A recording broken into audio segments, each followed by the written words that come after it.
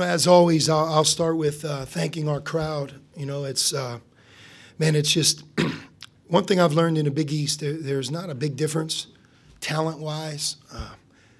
It just seems like every game it feels like a 50-50 game, and teams have good programs, coaches, players, and one of the things that can set a program apart is just the home court atmosphere, and our home court atmosphere is the best. And again, today I'd like to thank our students and everybody for showing up for a noon tip-off. It was awesome, and I thought our crowd, again, sparked us.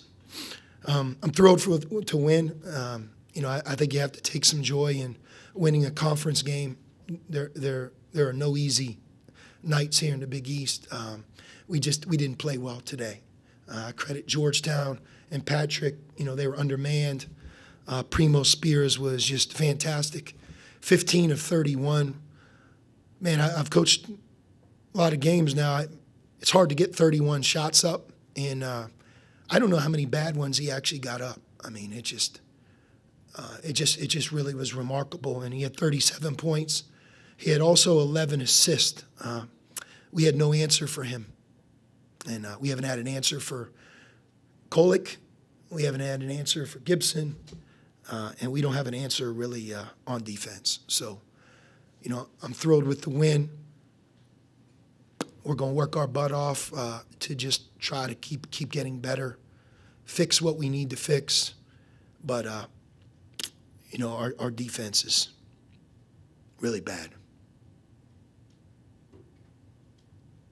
The other night you talked about your offense letting you down a little bit and, the ball not moving. And Did you feel better about correcting some of those issues in this game offensively? We scored 95 points and, had 31 assists, 9 turnovers. Obviously that's probably Georgetown's Achilles heel. Yeah, it's great, but, you just can't play offense. They scored right with us, and I really don't know. I really don't. It's a very helpless feeling. We couldn't stop them. We couldn't stop Georgetown. And Murray not being on the trip obviously helped us. You had 3 guys with 7 assists, Zach being one of them. What can you say about his night? Not just the 30 points, but 11 rebounds, 7 assists. Zach, those numbers speak for themselves, and 95 points. It's good to see Colby bounce back as well. But yeah, Zach had a good night, 12 for 19 from the floor on offense. A problem for us is just you get a lot of value, who scored what, who rebounded what, how many assists, but we don't have the ability to guard individual players. We really don't. I've never seen anything like it, honestly. And that was a situation where you had Colby on him, you had Sule on him, you had Dez on him. It looked like you were hard hedging a little bit. How do you get to a point where maybe that isn't as big of a question mark for this team? I don't know. I'm going to have to watch the film, but none of those 3 could guard him. None of them. And, if it gets down to, hey, let me applaud them for trying hard, I really can't do that either.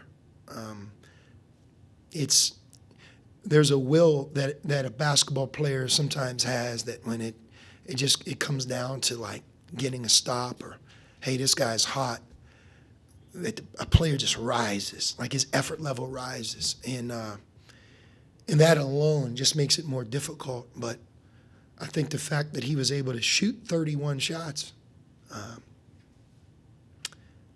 think speaks a lot to how easy it was for him. Do you think some of those guys have it in them to rise to that challenge? It just hasn't been there recently?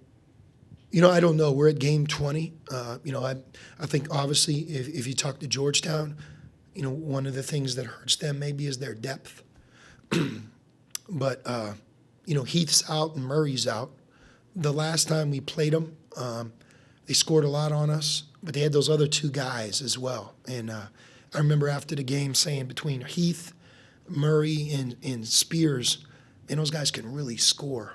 There's only one of them out there right now, and some of their other guys have certainly improved. But yeah, I mean, the only performance that I've seen, Jimmer Fredette, when I was at Arizona, my first year there, I think he had 47, and it was a McHale record. And after the game, one of my players said, you guys were asking him, like, Jimmer Fredette had 47. And one of our players said, well, he didn't get him on me. And that was like a sure sign of, man, we have a long way to go. Because it's not about one-on-one, it's about team. But it's also about individuals really taking ownership. And that's really where we're at right now. We don't have the ability to get stops. It's not important. It hasn't been important. And, my fear is you always want to see your team grow and get better as the year goes on. And on defense right now, we're not, because it's just not important. And we're gonna see if we can fix it. We're gonna work hard, but that's gonna be a real telling tale of where our season goes from this point on. Look, we played DePaul. At halftime, they had 45 points. 2 players had 31. In the second half, they scored 28. We played Marquette. At halftime, they had 48 points. 1 player had 20 at the half. Today, we played Georgetown, right? 39 points they had at the half.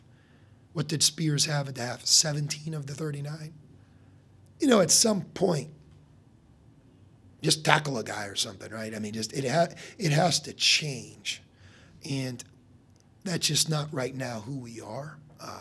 And we're going to fight like crazy to get that, because looking at our schedule moving forward, it's not set up for that mentality.